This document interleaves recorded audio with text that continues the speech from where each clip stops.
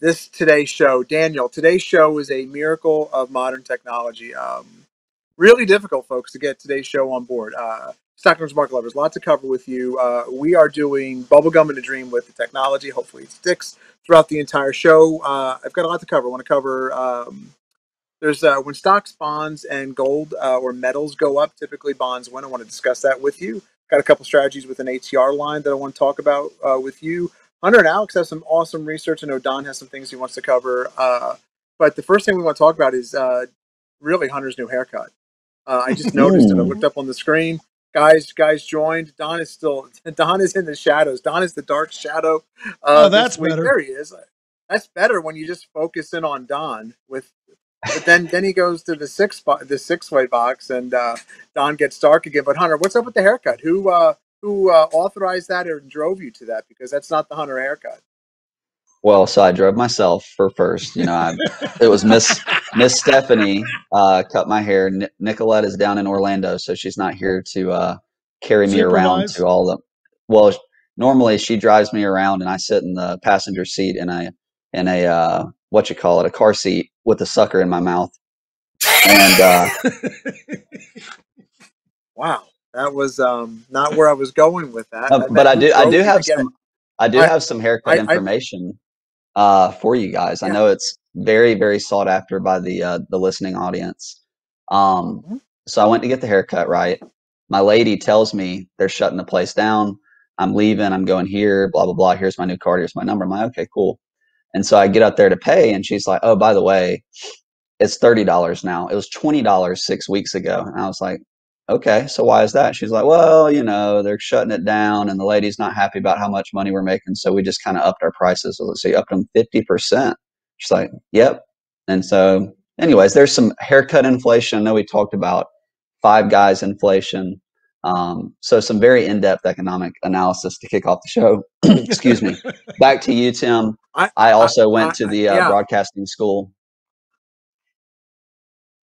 In Connecticut upstairs. God, I'm sorry, Hunter, that I even went to you. I'm really, really sad. I meant who drove you to go get a haircut, not physically drove you. Like, what possessed you? You hadn't got a haircut. Oh. But you know what? Oh. Yeah, but we're good now. Thanks, buddy.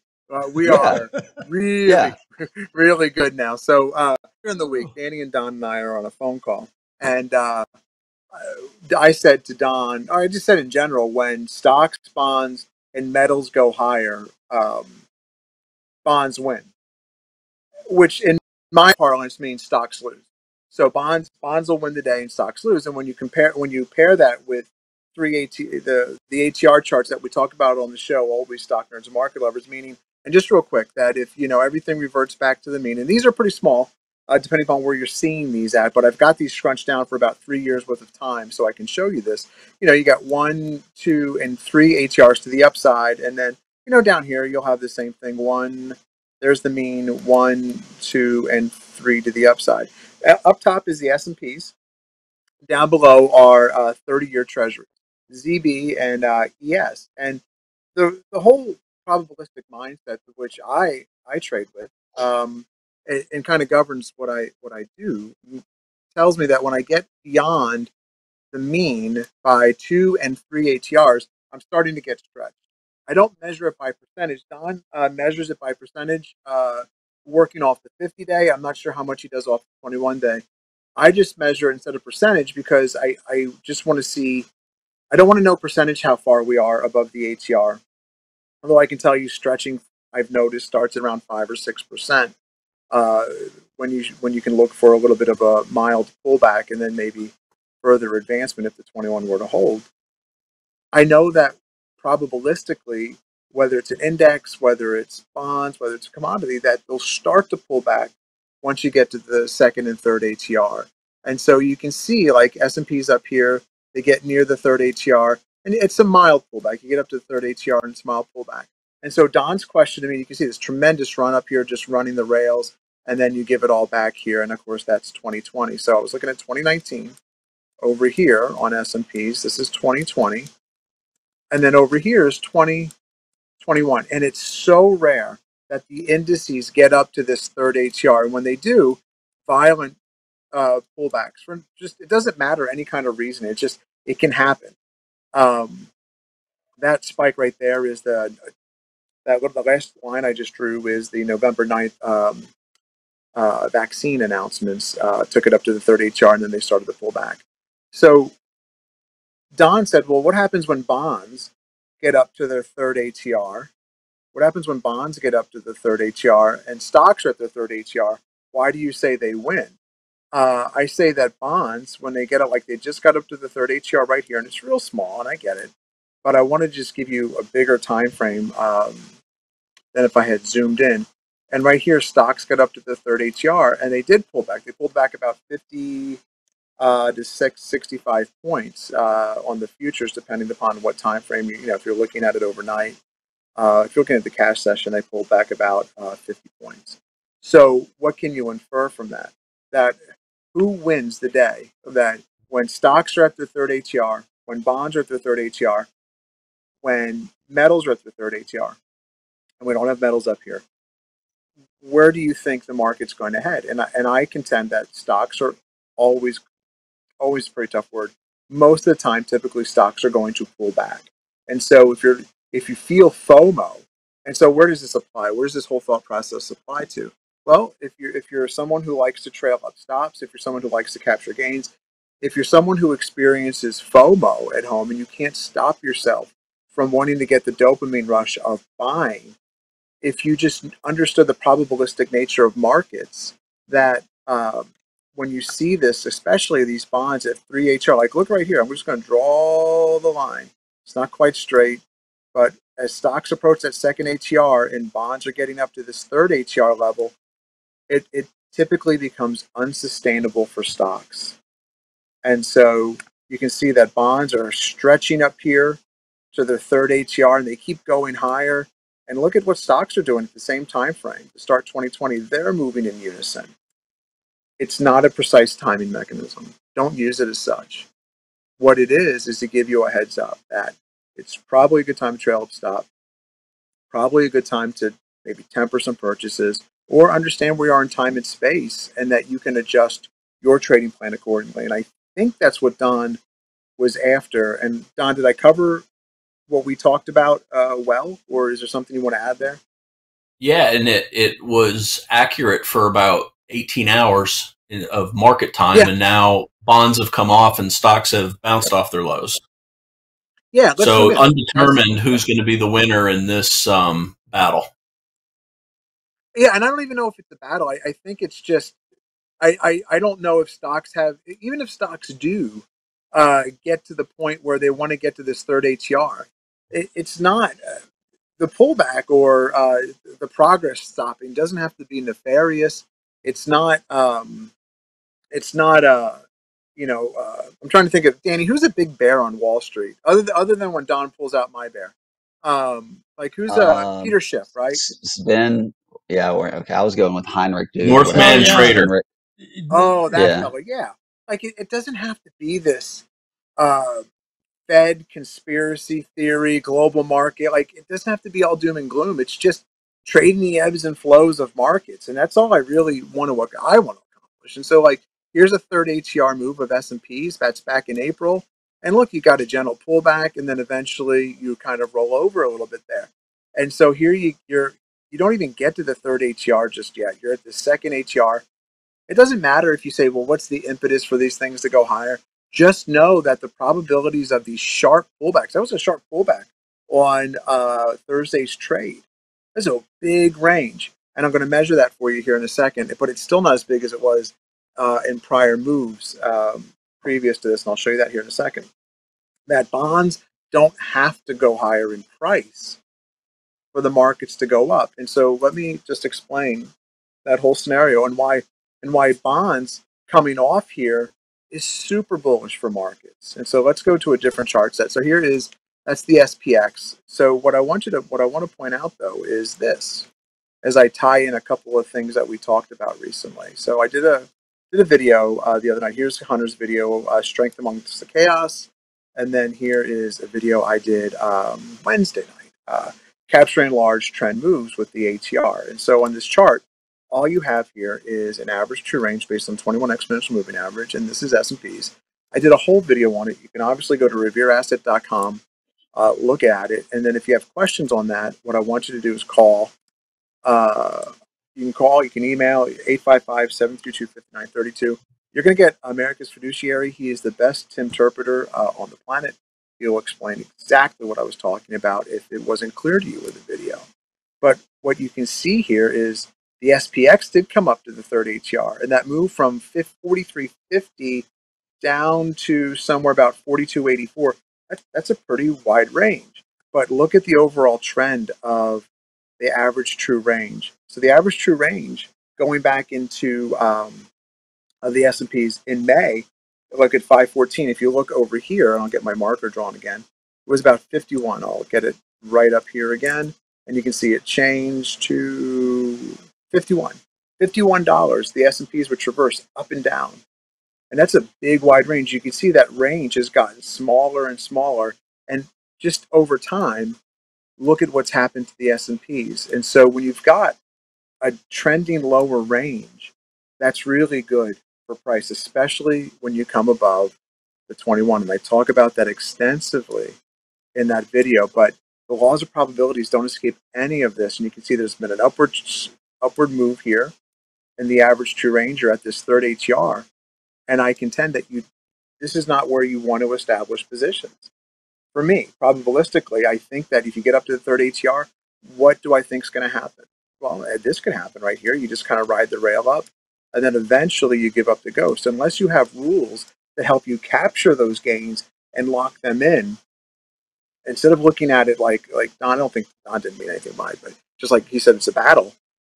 Stocks could be fine here. Like if they just base out, let the moving averages catch up. There's absolutely nothing wrong with these markets. And it doesn't have to be forward progress in price or a pullback to the 21 or even lower to say we got a 50-day test a couple weeks ago. It's not nefarious. It's just the ebbs and flows of the markets. And I think that in itself is helpful because there's so many people that joined the markets at the wrong time. And so our new highs were to join the markets, or is a pullback to in the zone of the 21 better to do that? And Don, what do you think about that?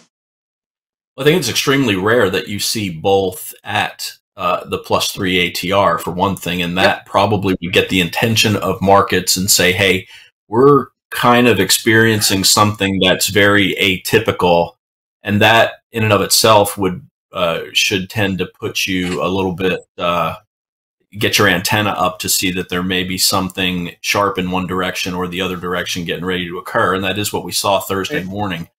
And I think it was the overnight rate of change in how interest rates were dropping that seemed to spook the market. There was a bunch of several articles I saw talking about stagflation and oh no, this means that the economy is going to come to a grinding halt and the recovery won't continue to progress. And the bottom line is really the lows of the gap down at the beginning of the day pretty much held firm, and we've rallied off to that level. Yeah, and so I don't think, and Don's not doing it, and I'm certainly not going to do it here. Talk down. There's no need to talk down price. Just understanding where you are in time and space, I think, is enough to help you make good decisions. But what's interesting here, and Don just mentioned bonds, so let's pull this chart back up here and let's look at ZN. So there's a 10-year Treasury notes and try to help put price into context. And so what took place today is the last 2 days are so they're so emblematic of what the market price has been doing. And so here, when I'm looking here, you can see there's a spike or a higher price move in the price of bonds. So what does that mean? That means price of bonds are going higher, yields are going lower. And what happened to S&Ps yesterday? No matter where they finished up, where'd they start? And they still eventually did what? They finished lower. And now the script has been flipped today. So what you have is a move lower in price. Today you have a move lower in price coming down to test 5. And what are the S&Ps doing? S&Ps are having a great day. Well, why could that be? Well, just take it a step further and look at what the 10-year Treasury is doing here. So the 10-year Treasury, after Don alluded to yields, that's the yield. So the yield on the 10-year notes here is 1.35. I mean, that is a far cry from the what did we see earlier this year? 1.7, 1.75-ish. That's a far cry. It's a huge move lower.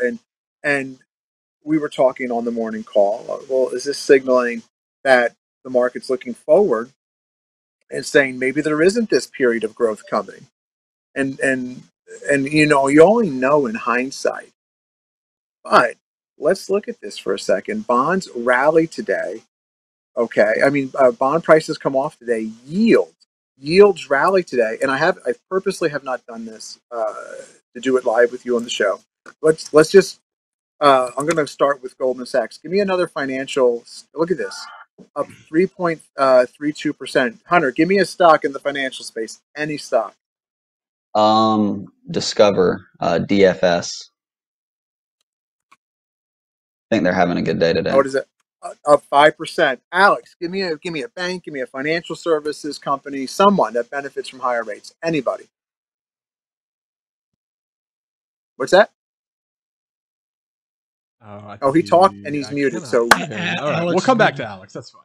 We'll come back to Alex. Hunter, give me another one, brother. I'll go BAC while you think of one. BAC. I got one. Go ahead. SIVB, Silicon Valley Bank. Oh, that's a great one. Oh, SIBB. Thank you. V is in I thought I had that in there and you told me it was wrong. There we go.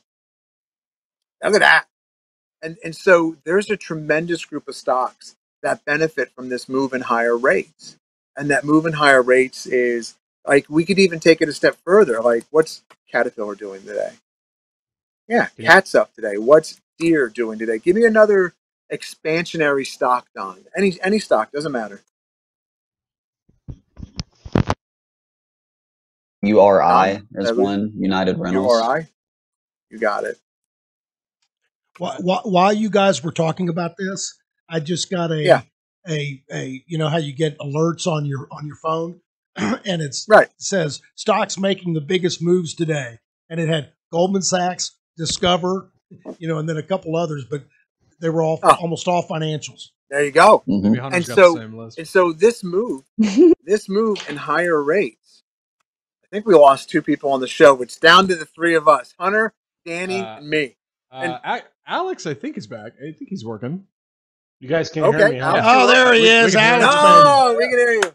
Hey, I got you, brother. Back again. I got you, man. And so this move in rates higher. I mean, the TNX is up 5% today. 10-year treasuries, the yields are up 5% today. This is incredibly bullish for markets. And so if you see now, I'm gonna inverse this chart here for you. I'm gonna blow your mind in a second if you've never seen this.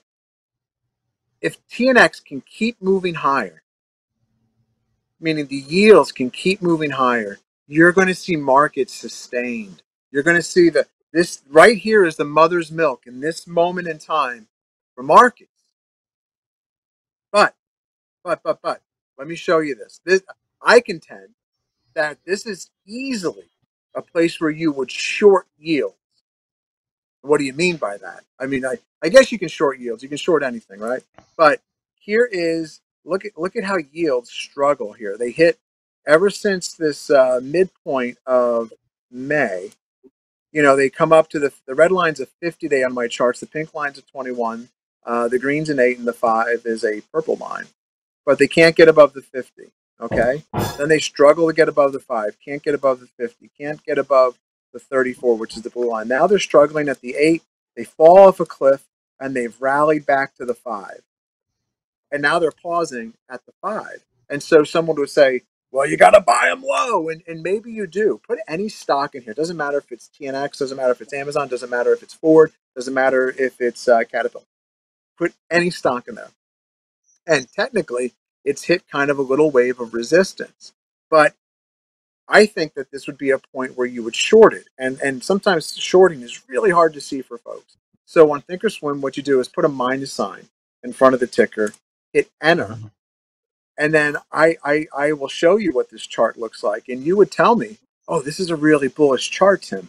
This is a chart that has accelerated off the lows, gives half back retrace, moves higher, gives up a little bit. Okay, it's trying, holds the 21 here, is holding the 8, and it's pulled back to the 5. That's a bullish chart.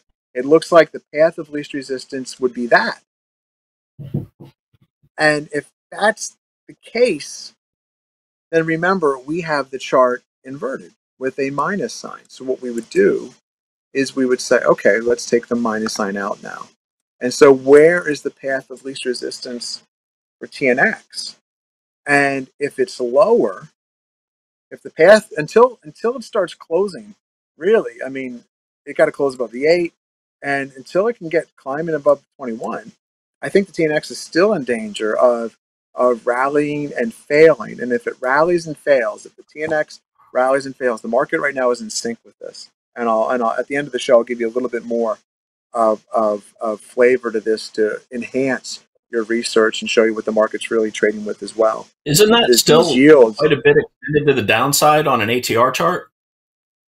Huge movement to the downside. Like this move in TNX is so substantial. And so let me just shrink this up here. These yields, I mean, the last time you saw, let's just get it going a little bit further. Look at this. So when did yields start coming down so low? So here's 2019, right? Here's 2020, the end of 2020. And so you've got yields. Let's just zoom in. So that's your COVID, February right? of that's COVID. Your February of 2020, and then it's COVID. And so, and that's when yields were forecasting no growth.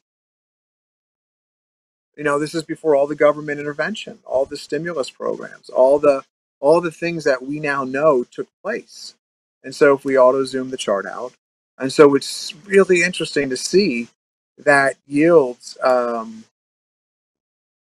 what are they trying to tell you? And so take away the moving averages, here's the mean. And if everything reverts back to the mean, whether it's from the third ATR down or the third ATR up, if yields can't start climbing above the mean again, maybe stocks are going to have a tougher time in the second half of this year. I don't know, but it would be. Would that be great for the inflation pricing out there? Maybe. I won't know till it happens. But Danny, I don't think Home Depot is going to give up their pricing power over lumber. Everything that Home Depot can charge more for because it's thought to be costing more by the general public, I don't think Home Depot changes their pricing back even if they get lower prices on lumber. That's my thought, because they're going to go to the Starbucks model, where Starbucks never gives you a lower price for a cup of coffee. The only time they've ever lowered their prices, I think, during it was the pandemic. Was the Great Recession in 2008, where they couldn't charge $5 for a latte anymore. Hey Tim, I got something to point out and ask you about, if that's okay. Yeah, please. Yeah. So pull up, or just go back to the TNX chart. You may still have it up. And I think you said it was right around May 17th to May 20th that it started to really struggle to get above or stay above the 50. Is that right? Yeah. So interestingly enough, that corresponds to the beginning of the Qs reasserting leadership.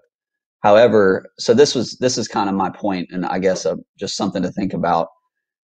That same date is when the Deers and the Cats and the banks and, the FCX and Nucors also started to struggle. So my question to you would be, if the TNX or the yields can't get back above the mean, is that bad more so for the index like the Dow or even the S&P, which has more industrials, and possibly good for the Qs, more of a continuation of what we've seen for the last month and a half-ish? I think it's bad. I think it's bad for expansionary type stocks, and wherever those stocks live, whether they're the small caps. The Russell struggled around that time frame too. Yep, and the Russell has struggled since then. Yeah, and I think it's bad for anything that's expansionary, but it's great for, as you mentioned, tech. And so today yields are up. I mean, I think tech's up today too, after starting out a little bit lower. But well, I think it's like kind of like Don said, it's a little bit of stability. The way that there was such a rapid drop and a rapid drop in yields and rapid move in price, that it's almost like the stocks are relieved a little bit to see a little bit of a reversion to the mean after that quick drop on yields, which, like we said, these yields though, and I don't think you can get out of the discussion from when you're talking about yields that this could have just been a crowded trade. That everybody and their brother, when it picked up in the mainstream news, lumber's higher, all the commodities are going higher. And so the trade could have just been crowded. That rates for sure were going up. You short bonds. And I talked about this in June, the first part of June, that I didn't think, I thought TLT was a trade. TLT, and here's June, comes down around the mean and just, I mean, it's been accelerating.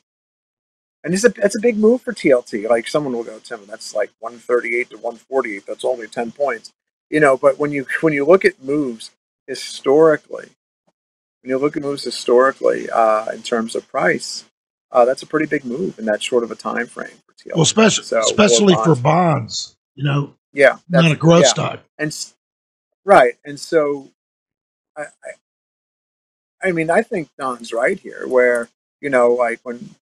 What's gonna happen here? Like, is SPX gonna really fall? I just think if it comes down, it's probabilities. It's not nefarious. If TNX continues to fall, I think you don't want to get trapped in the trade. And so, like think about what's taken place here in the last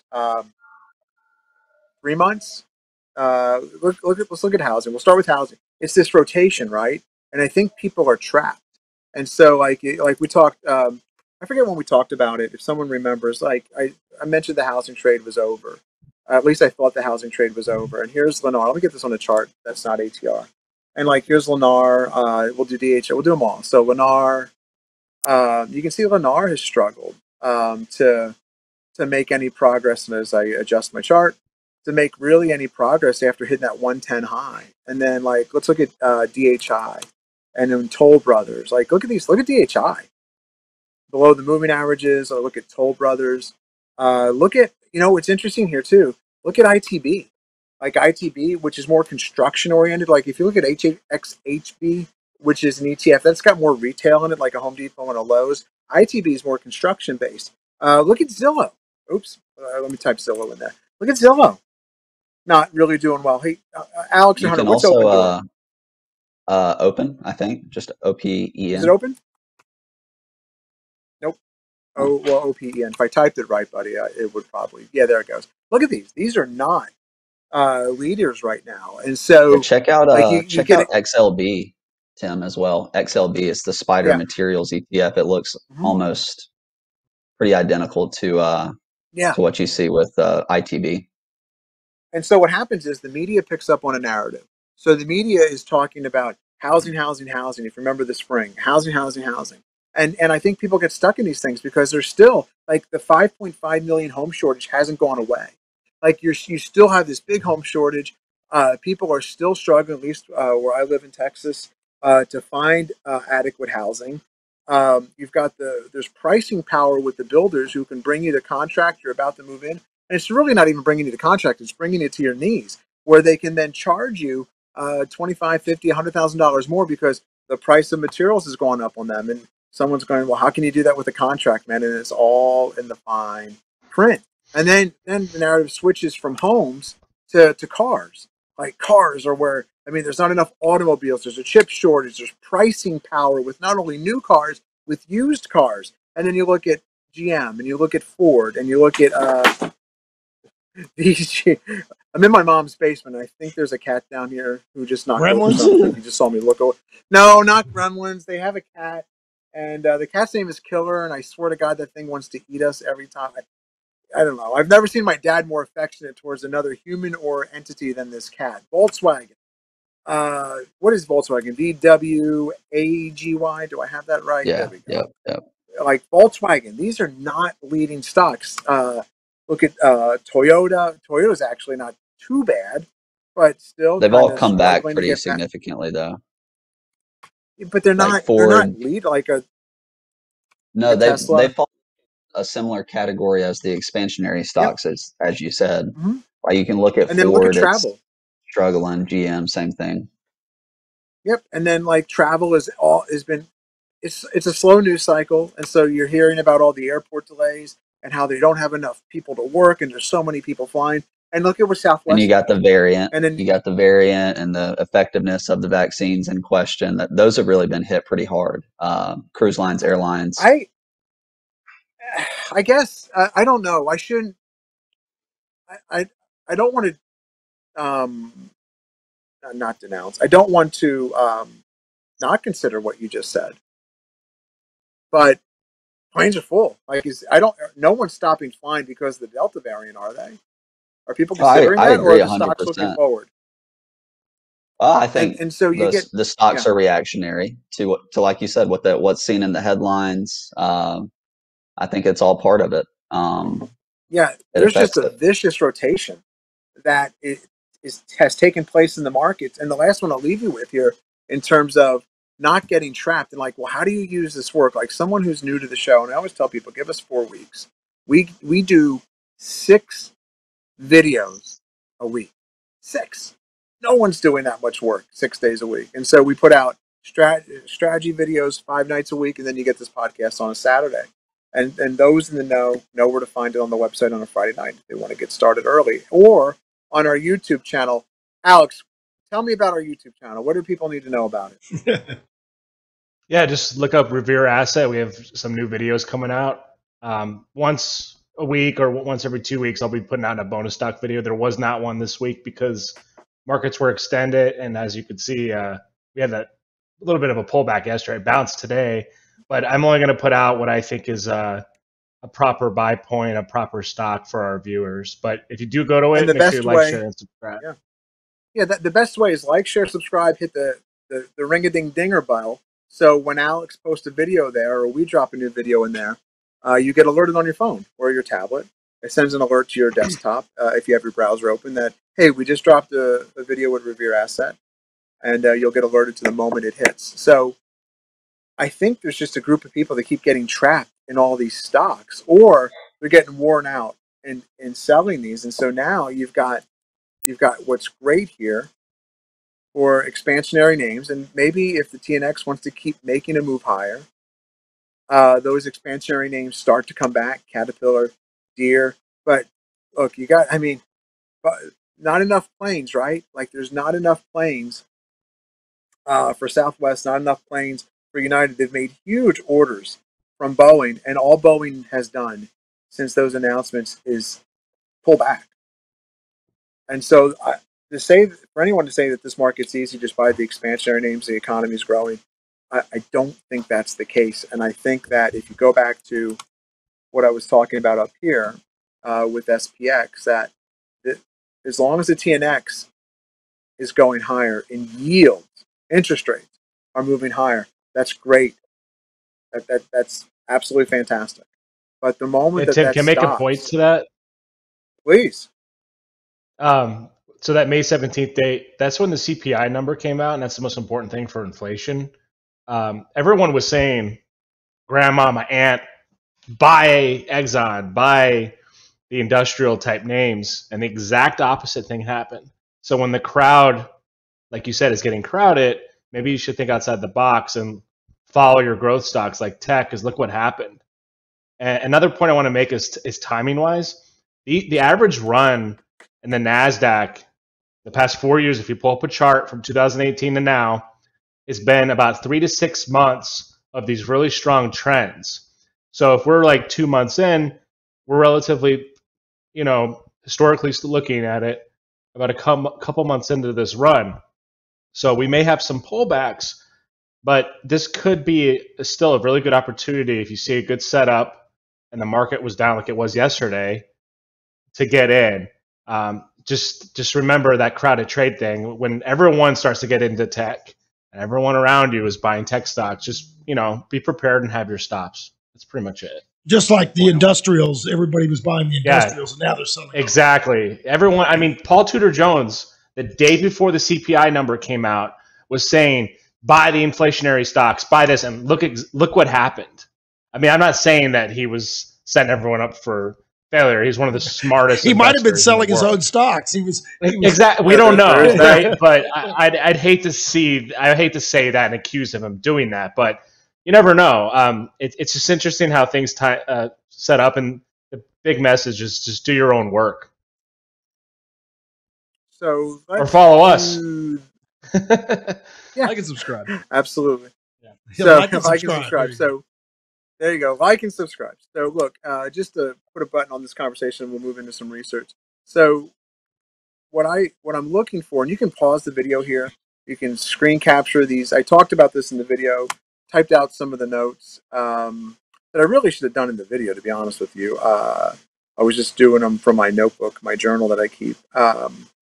Let's see. The quieter the ATR period, the more expansionary price gets, typically on the indices and with stocks. So I'd be really curious to see if you start getting volatility. What you'll see is this price range starting to get higher, and then what you'll also probably see too is a touch of that second or third ATR, and then you got to follow those ATR rules. And for me, and then see what markets do here. But I don't think this is an easy spot for markets at all. I really don't. I think screening here is crucial to not buy extended. And so with that, Hunter, what do you have this week, buddy, for your research? Oh, I got a little bit here. I got some outside the box kind of names, or maybe just not the most mainstream names, and two in particular. If you could pull up ALGN for me, Tim, the line technology. Man. I like this. I like that people want to look good. Yeah, well, I don't think that's going away, but it's just one I noticed made a strong reclaim of the 21 and the 8 yesterday.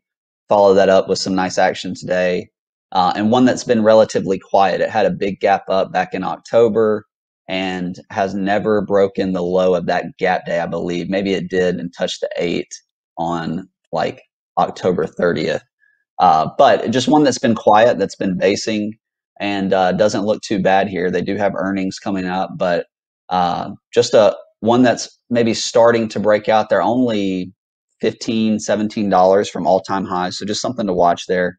And the next one is OSTK. What is the... Wait a minute, 1 second. There's a cousin stock to this that is weak, SDC, and I want to make a point about SDC. it. Thank you. Smile Direct Club. This one advertises a ton, and what'll happen is you'll get people wanting to buy Smile Direct Club because it's an $8 stock, and when you go to ALGN, clearly this is the leader, but people won't buy it because it's $631. I've seen so many people. People have told me about this, and when they do, everyone's done it themselves, but there's still a bunch of people. When you're newer to the markets, you still do this because you can get more shares, and it's cheaper. Oftentimes in the markets, merchandise is cheaper for a reason, and so keep that in mind. Boy, Smile Direct Club, what a laggard that is. That's I think Draymond Green was an early investor in Smile Direct Club, if I'm not mistaken. But I have a friend that. Go ahead. That's that. The people who invest before they become public, they're getting their shares much cheaper, even than $8 a share. Oh yeah, The next one is OSTK Overstock. Don mentioned right before we got on the show. Is this Patrick Byrne? Who is the CEO of this? Patrick Byrne. Patrick Byrne, right? He's not involved with them anymore. He's not. No, yeah, he was.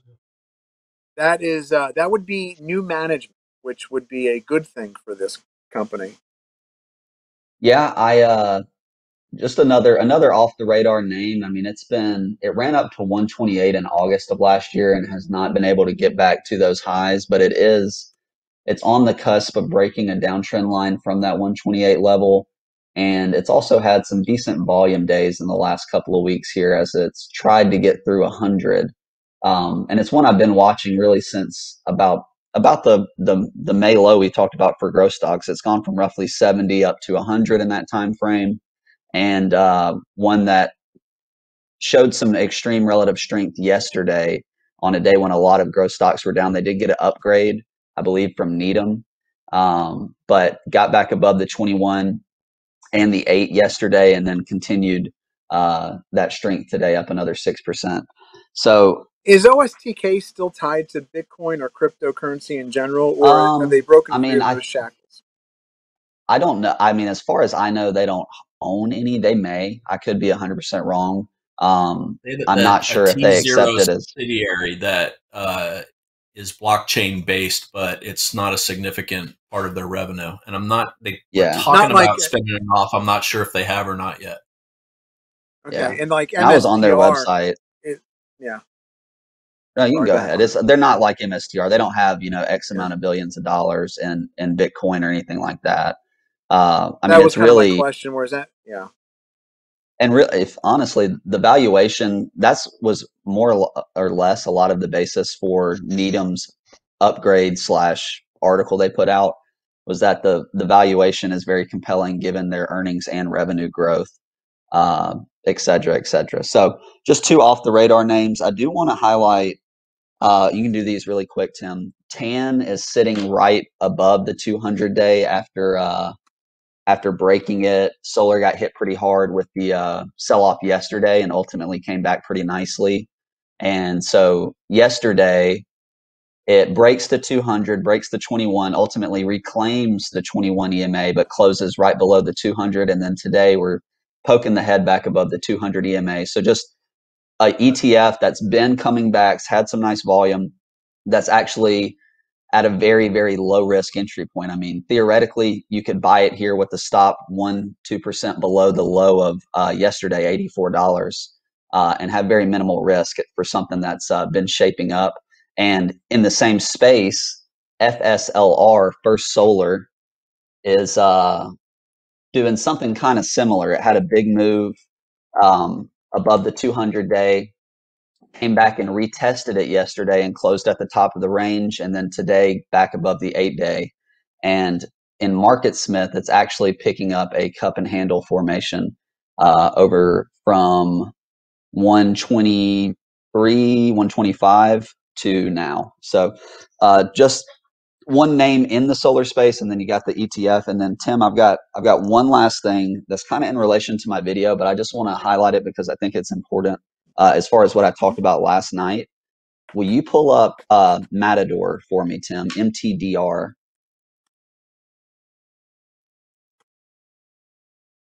And this kind of goes to the identifying strength amidst chaos or within weakness.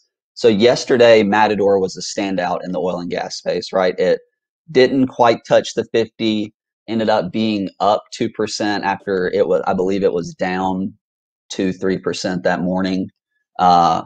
Compare that to FANG, please, Tim. You can see FANG was down, came all the way down and did touch the 200-day, was only up 20 basis points compared to Matador being up over 2%.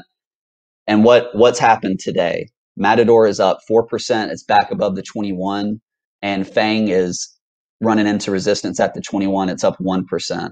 So just to highlight that when you see extreme strength or just significantly more strength in one particular name in a particular sector, you really got to pay attention to that, because that often will lead to outperformance the following day compared to the ones that were laggards, the ones that went down and broke moving averages while this other one did not. It's just some evidence today that Matador's up 4%, back above the 21, FANG's below the 21, only up 1%. So just something to think about with those. And I know I'm talking a lot, but I've got one last point for you, Tim. Will you pull up FCX for me? Sure, absolutely. I'm going here, but I got a lot stuck in my brain. So no, it's all right. You got your haircut. Knowledge is coming out. It's pretty. That's right. That's why they charge more for the haircut. The bigger brain, the bigger head. It's more hair to cut. Well, hold on. That's right. Hunter, that's turn right. your head to your right, please. Do you want to see my gray hairs? Is that what this is about? Oh, is that what I thought? I saw some grays. Yeah, I think I got it on both sides. I didn't know. I'm sure Nicoletta's going to color it. Oh yeah, man. I've been having the gray hairs, I'd say probably since I was 18, honestly. And I think my youngest brother even has a little bit. Do not just for men that. You wanna roll Clooney-esque with that. Salt and pepper is very much salt and pepper's good look. Yeah, don't you just Keith Hernandez, noted first baseman from the '86 Mets, and Walt Frazier, noted just for men dudes. Do not go just for men. It's gonna smear. You're gonna get some stains on your face. No.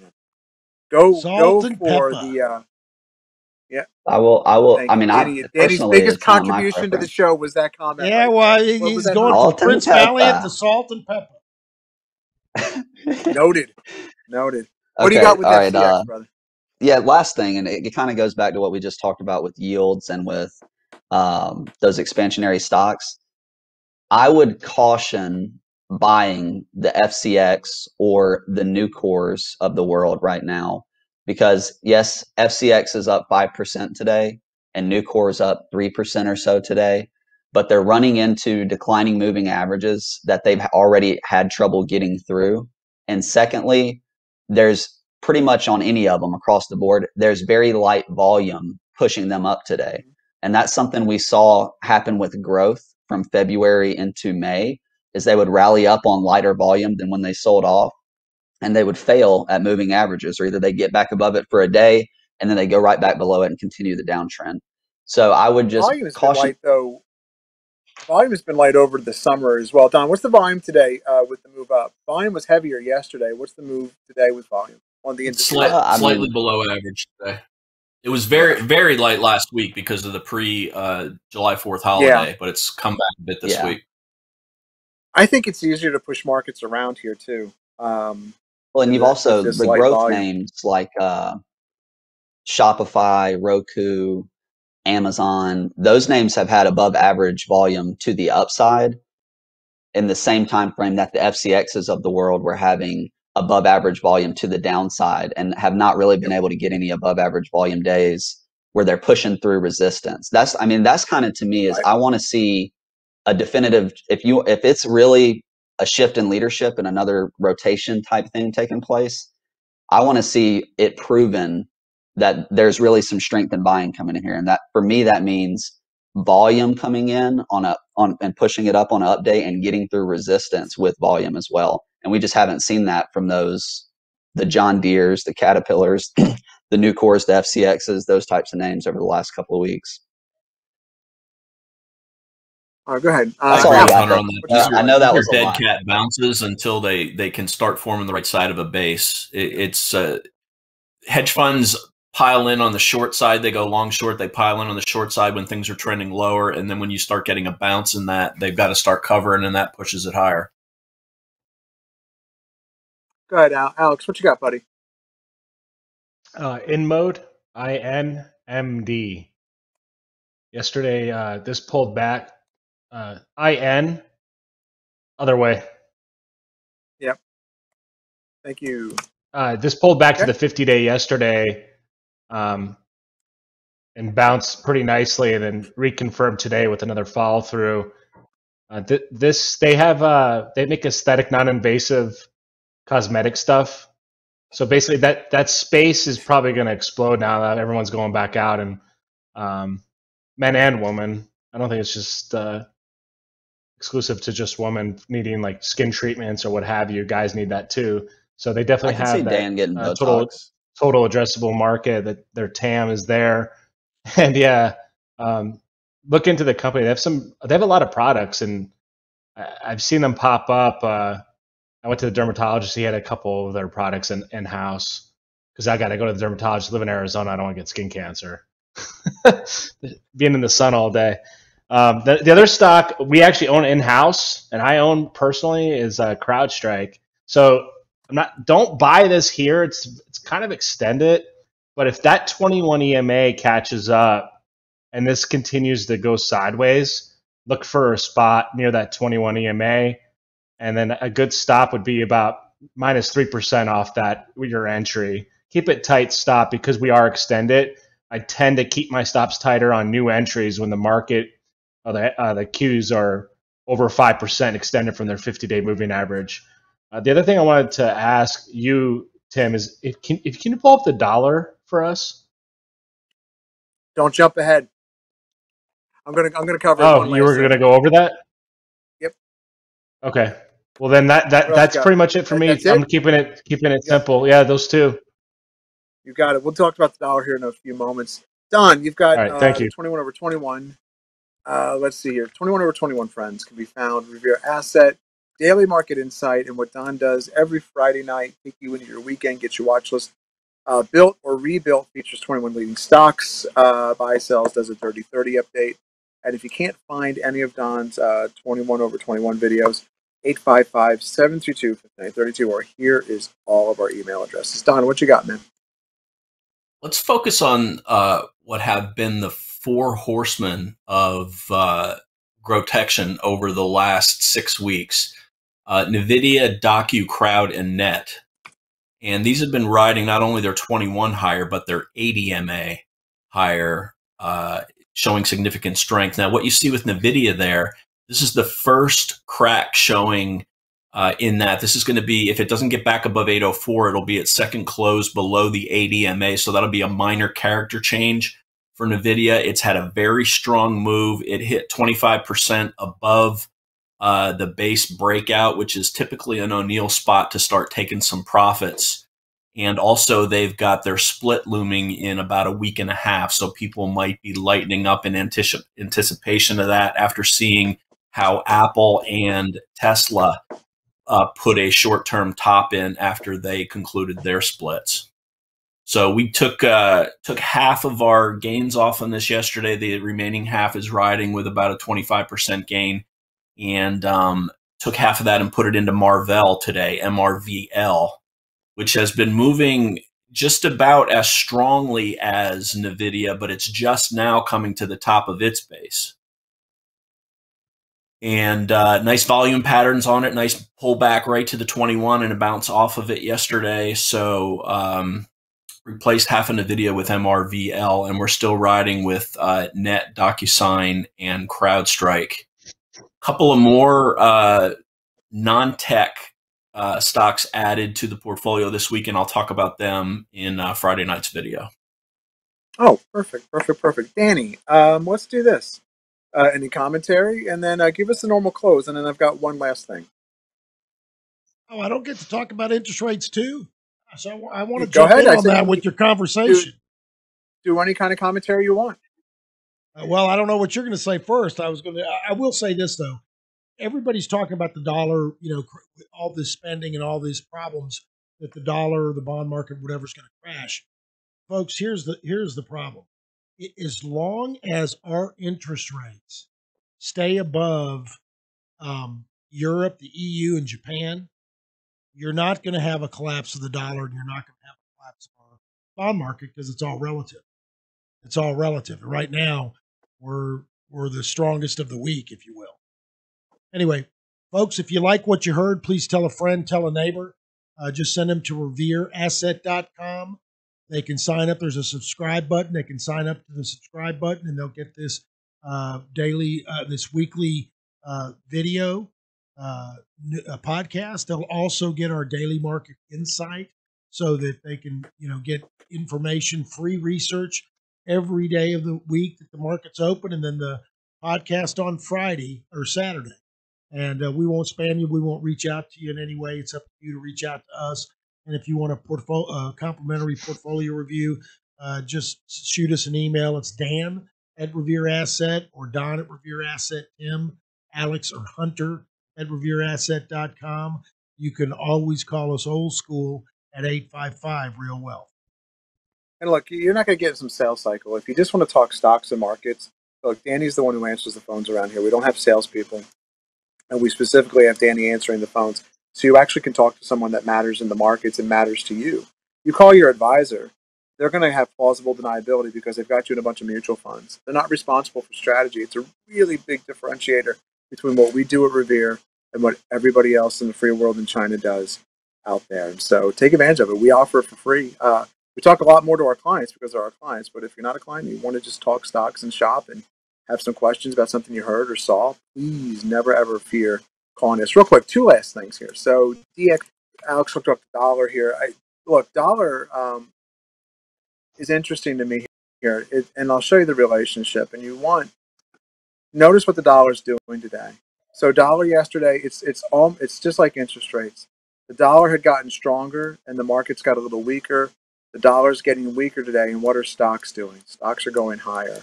If the dollar were to come back to the 21, and interest rates, yields move higher, and bond prices move lower, you're going to see markets sustained and move higher. This dollar right now is super interesting to me here, where the last couple of days where it's been in sync, and you saw this kind of reach up yesterday, and stocks had a hard time with it. Well, now the dollar is coming back off here, and if you put that on the ATR chart, you can see that down here, right here is the median. So watch the dollar. I think the dollar is a real big clue here, along with the price of ZN, which is tied to yield. So if you're not fond of watching bonds and yields, watch DXY. When you're watch the dollar, no matter where you do. And I think that gives an inkling as to what stocks have the opportunity to do. And you can see here, but just want a little bit further proof. Market struggled in the middle of June, and look at what the dollar was doing in the middle of June there for a couple of days. So spike higher in dollar, I think, is troublesome. And then Danny, I didn't mean to leave this out, and I did. Look, it's real interesting what's happened with Nancy Pelosi's husband, right? Like, just Google Nancy Pelosi's husband and Google, and you can see this right here, folks. Just Google about Google. For the audio people, yeah. What are we looking at? Oh, Nancy Pelosi. Nancy Pelosi's husband made this week $5.3 million from Google options or Alphabet options, meaning he pocketed a cool $5.3 million. Now, you could argue that there's no pillow talk between these two because they don't sleep in the same room together. That's not for me to comment on. What is for me to comment on is, why is Congress allowed to trade stocks? They should when they enter Congress, they're privy to information, whether it's true or not, and there's a wall between the information, and there's nothing nefarious going on. It doesn't matter. Just giving the opportunity for it to happen is what should get people, us plebes out here in the states, not in the federal government. It should get your dander up. And the only way to stop this is to stop their families, their immediate families, and themselves from participating in the public markets, except for putting them in blind trust, or they get put into the indices. That's an easy way to solve this, but this just looks nefarious, whether it is or not. Well, wait a minute. It absolutely is nefarious, because they actually have a law on the books that says Congress and their members of, I think even their staff, but Congress and their family, they're allowed to insider trade. It is legal for them to insider trade. And a brokerage firm, if we do it, we get thrown in jail. Nobody else can do it. There's other articles out there where members of Congress have made money off of Facebook, and you could say that they knew that the judge's opinion, which wasn't just made the night before it was released, that it was being whispered that there was going to be no antitrust violations with Facebook, and you could have loaded up on Facebook, and there's ways for them to find out who's buying calls. Just, you got to go through the call chains, look at where there's a bunch of money being put, but it really is a little harder to decipher these super liquid names. But there's typically a paper trail. And the only way to get out of this is if they make a law banning these types of practices. And quite frankly, when Nancy Pelosi retires, that's probably when that law will come about, and she'll be the one that suggests it, so she doesn't get prosecuted. But if you want to know at home, who's buying what, by which rep, you can just look here at housestockwatcher.com, and you can find your honorable rep, and you can see how many trades they've done, like the Honorable Earl Blumenauer, 117 transactions. And then look at all these 131 transactions. Who are the heavy traders in Congress? And then you go to Nancy Pelosi, only 44. But then you see those 44 transactions for like $50 million. That's not her husband. That's her. And we did a whole show on this. And Both so sides if you want to go back it's just pathetic. Yeah, Pat Toomey's probably in here somewhere trading. Pat Toomey of GameStop meme stock trade. I wouldn't doubt Pat Toomey is on Reddit doing all that nonsense. Here's April 10th, 2021. Find it on the Daily Market Insight tab, and we show you how to use both House Stock Watcher and Senate Stock Watcher, and you can find out exactly what your representative is trading, and then you can call them to tell them to stop that nonsense, because it is. You're not privy to the information. And who they put in jail from New York? They put him in jail for, he called from the White House lawn. He called trying to protect his son-in-law, saying sell, and they got him on insider trading. But yet Nancy Pelosi's husband just happened to nail all the trades, Danny, and you can't tell me that this is right. I think he bought the calls on NVIDIA literally 2 days before the stockholder approval meeting to approve the split, and then bought the calls on Google/Amazon. I don't know if it was calls on both, pretty much at the exact time that growth stocks turned around, right at the middle to end of May, like May 24th, I think. They have every right to trade in the markets, but I don't believe as public servants. What a good TV show idea. They're making the laws. They're making judgments on these companies. Like with NVIDIA, NVIDIA was trying to close out an acquisition, and the name just escaped me. Arm Holdings, I believe. Arm, yeah. And they know, right? I remember someone saying that deal was going to get approved by the FTC or by the counterparties. I believe it was in England. They're going to approve it. I heard word about that. Listen, back in 2008, right when the market started down, a lot of them moved to cash, and a lot of them made a lot of money because they shorted the markets. And there was such public outrage that they actually passed a law that Congress could no longer insider trade. And my former partner, who's deceased now, Dan Kopel, came out on the air in Dallas and said, "You watch." And within 6 months or a year, they're going to quietly tack it onto a bill and pass it so they can insider trade again, because it's too easy. It's too easy money. They like it too much. Sure enough, 3 months after they banned themselves from insider trading, they tacked it onto a bill and re-allowed insider trading under the auspices of national security concerns, because if they didn't do that, then it might tip off, bad guys. Wait a minute. If you're not doing anything, how do you tip off bad guys? Tipping off people, if you're actually insider trading, that gives clues to what's coming up. The whole thing was just ridiculous. The whole thing is ridiculous. Danny, take us home. Folks, listen, have a safe weekend, have fun, and we'll talk to you next week. Suns in 4.